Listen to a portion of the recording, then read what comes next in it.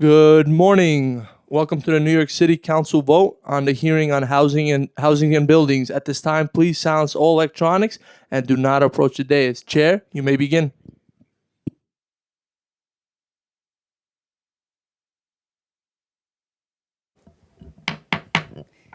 Thank you, Sergeants. Good morning. I am Councilmember Pierina Sanchez, Chair of the Committee on Housing and Buildings. Thank you to my colleagues and members of the public today who are here. First, Introduction 621A, sponsored by Councilmember Sandy Nurse, would expand the definition of tenant harassment to include unlawful evictions. Additionally, it would require the Department of Housing Preservation and Development to include as a part of a report due in February 2026 a recommendation as to whether an owner's history of unlawful eviction is a reliable criteria for the Certificate of No Harassment program. Although functionally unlawful evictions are currently considered a form of tenant harassment, this legislation definitively closes any gaps in the New York City Administrative Code to ensure that landlords engaging in unlawful evictions are subject to penalties for harassing tenants. Next, Intro 1034A, sponsored by Councilmember Julie Menon, will ensure that older adults and individuals with disabilities participating in New York City rent freeze program, known as SCREE and DREE, continue to receive their benefits without interruption by requiring the administrating agencies to send notices to program participants that their benefits need renewal. Additionally, the bill would allow program participants to designate a third party, whether a family member, friend, or representative, to receive notifications on their behalf, ensuring any renters in need of assistance can remain up to date on their participation in the program, and create proactive notices to landlords regarding program eligibility.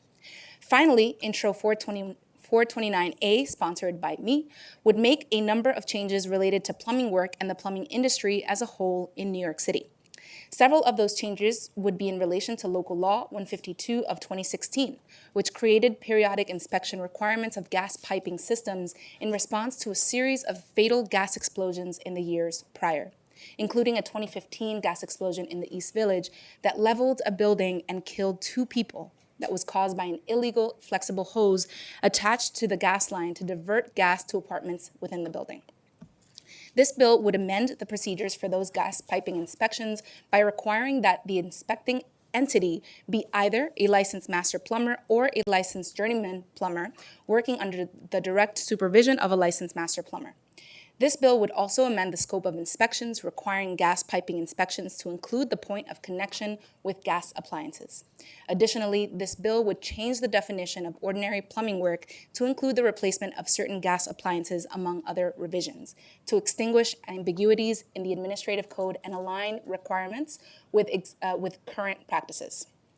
Now, I just want to take a moment to be very clear about the revision relating to the definition of ordinary plumbing work. The Council is codifying an essential clarification.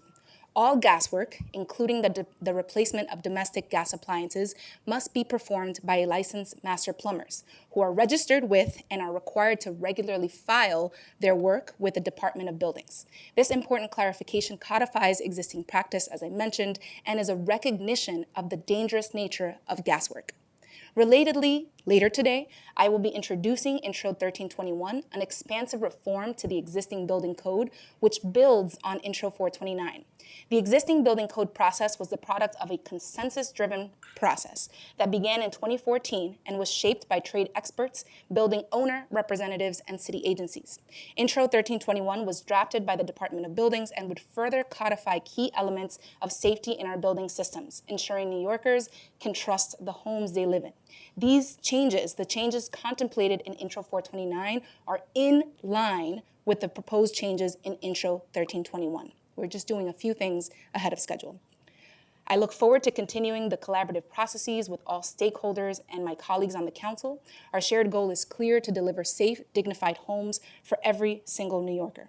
I want to thank my team, Chief of Staff Maria Villalobos, Deputy Chief Ben Ratner, Deputy Chief Kim Castellanos, our Special Assistant Gerard Fernandez and Carla Dominguez for their help on today's hearing. And I'd like to give a special thank you to Housing and Buildings Committee staff, Senior Legislative Counsel Austin Malone. Thank you for all your work on this legislation. Legislative Counsel Billy Eck, welcome. Senior Policy Analyst Jose Conde, Policy Analyst Dirk Spencer, Finance Analyst Carla Naranjo, and Data Analyst Reese Hirota. I'm joined today by council members Abreu, Ressler, Hudson, Menon, Dinowitz, and Councilmember Felice on Zoom. Councilmember Aviles. Yes, thank you so much. Before turning to the clerk to call the roll, I'd like to call on Councilmember Menon to speak on her legislation. Thank you so much, Chair. Amid the affordability crisis hitting New Yorkers, programs exist that many in the public are not aware of. Specifically, there are two that help alleviate rent increases for tenants while still giving landlords the rental increases that are owed to them.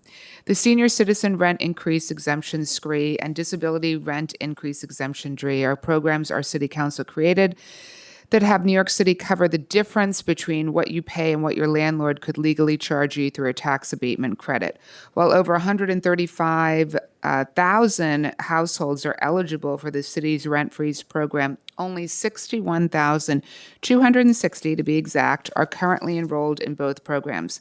How can New Yorkers know about a vital rent freeze program to keep them in their homes if they don't even know it exists? I'm thrilled we'll be voting on my bill, Intro 1034, which directs the Department of Finance to notify landlords that their tenants may be eligible for SCREE or DRE while providing property tax abatements in return. Our city must do more to quell the affordability crisis and help in promoting critical programs to benefit New Yorkers.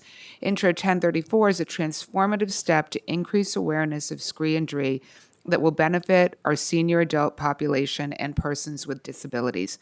I want to thank drafter Jesse Fong, and thanks to my team, Jonathan Shutt, Brandon Jordan, Jack LaBelle, and Mercedes Anderson. Thank you so much, Chair. Thank you so much, Councilmember Menon. Any other comments from colleagues on the committee? Hearing none, I will now ask the clerk to call the roll. Good morning, William Martin, Committee Clerk. Roll call vote, Committee on Housing and Buildings. All items are coupled. Chair Sanchez. Aye on all. Dinowitz. Aye on all. Feliz. Aye on all. Thank you. Abreu. Aye. Aviles. Aye. Hudson. Aye. Ressler. Aye. With a vote of 7 in the affirmative, 0 in the negative, no abstentions, all items have been adopted by the committee. Madam Chair, that is a full committee. Thank you, clerk. And with that, this hearing is adjourned.